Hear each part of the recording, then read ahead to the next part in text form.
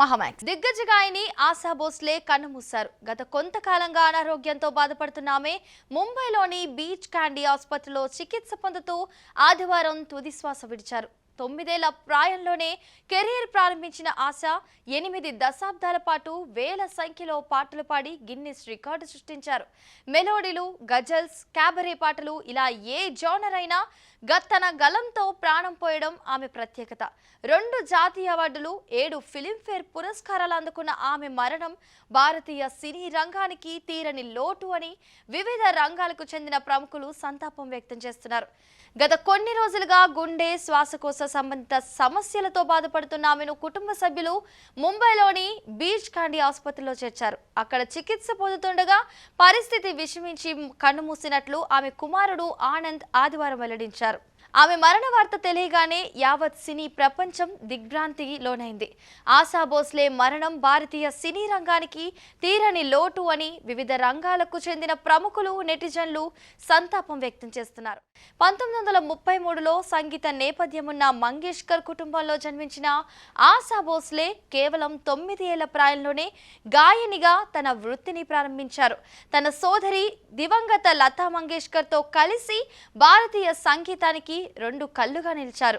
1943లో తొలి పాటను రికార్డ్ చేసిన ఆమె దాదాపు 8 దశాబ్దాల పాటు వేల సంఖ్యలో పాటలు పాడి గిన్నిస్ బుక్ ఆఫ్ వరల్డ్ రికార్డ్స్లో చోటు సంపాదించుకున్నారు. ఆశా భోస్లే ప్రత్యేకత ఏంటంటే ఆమె గొంతులో ఉన్న వశీకరణ శక్తి. ఆమె కేవలం మెలోడీ పాటలకే పరిమితం కాదు.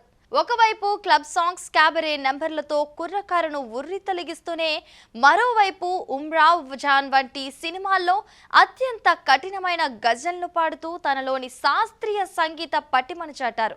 ఆమె 7 సార్లు ఫిలింఫేర్ ఉత్తమ నేపథ్య గాయని అవార్డును గెలుచుకున్నారు. దిల్ చీజ్ కా హై, మేరా కుచ్ సామాన్ వంటి ఆణిముత్యాల లాంటి పాటలకు 2 జాతీయ అవార్డులను కైవసం చేసుకున్నారు. ఆశా భోస్లే ఎప్పుడూ తనను తాను నిత్య విద్యార్థిగా భావించేవారు. నేను పాటలు వినాల్సి వస్తే భీమ్సేన్ జోషి వంటి దిగ్గజాల పాటలు వింటాను. వాటి ద్వారా నా గాన సామర్థ్యాన్ని మెరుగుపరుచుకుంటూ సాధన చేస్తాను అని ఆమె గతంలో ఒక ఇంటర్వ్యూలో పేర్కొన్నారు. నేటి తరం గాయకుల్లో సునీధి చౌహాన్, రాహత్ ఫతే అలీ ఖాన్ వంటి వారి పాటలు బాగుంటాయని ప్రశంసించేవారు. శనివారం రాత్రి ఆమెను ఐసీయూలో చేర్చిన సమయంలో ఆమె మనవరాలు జానై భోస్లే స్పందిస్తూ ఆమె కోలుకుంటారని ఆశాభావం వ్యక్తం చేసిన విధి మరోలా తలించింది. ఆదివారం మధ్యాహ్నం ఆశా భోస్లే తుది శ్వాస విడవడంతో భారతీయ సంగీతంలో ఒక సువర్ణ అధ్యాయం ముగిసింది. ఆమె అంత్యక్రియలు సోమవారం నిర్వహించనున్నట్లు కుటుంబ సభ్యులు తెలిపారు. ఆమె భౌతికంగా మన మధ్య లేకపోయినా ఆమె పాడిన వేలాది పాటలు సంగీత ప్రియుల గుండెల్లో చిరస్థాయిగా నిలిచిపోతాయి. ఆశా భోస్లే కెరీర్ ప్రారంభం అంతా సులభంగా ఏమీ జరగలేదు.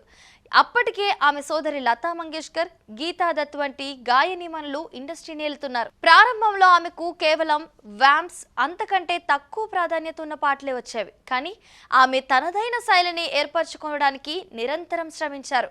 ఓపీ నయ్యర్, ఎస్డి బర్మన్ వంటి సంగీత దర్శకులు ఆమెలోని అసలు సిస్సులైన ప్రతిభను గుర్తించారు.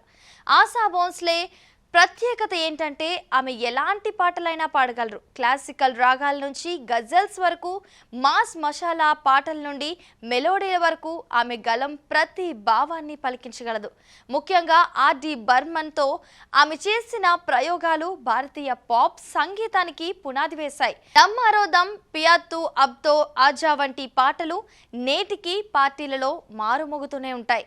ఆశా భోస్లే కేవలం హిందీకే పరిమితం కాలేదు. తెలుగు, తమిళం, కన్నడ, మలయాళం, మరాఠీ, బెంగాలీ ఇలా దాదాపు 20కి పైగా భారతీయ మరియు విదేశీ భాషల్లో ఆమె వేల పాటలు పాడారు. గిన్నిస్ వరల్డ్ రికార్డ్స్ ప్రకారం అత్యధిక స్టూడియో రికార్డింగ్స్ చేసిన గాయనిగా ఆమె రికార్డు సృష్టించారు. ఆమె పాడిన పాటల సంఖ్య 12,000 దాటి ఉంటుందని అంచనా. ఆమె ఎంతటి మాధుర్యంతో పాడగలరో నిరూపిస్తాయి. తెలుగు సంగీత దర్శకులతో పనిచేస్తున్నప్పుడు కూడా ఆమె ఉచ్చారణ పట్ల ఎంతో శ్రద్ధ వహించేవారు. ఆమె అసాధారణ ప్రతిభకు గాను భారత ప్రభుత్వం ఆమెను పద్మవిభూషణ్ మరియు దాదాసాహెబ్ ఫాల్కే అవార్డులతో సత్కరించింది. అనేక జాతీయ చలనచిత్ర అవార్డులు మరియు ఫిలింఫేర్ అవార్డులను ఆమె సొంతం చేసుకున్నారు.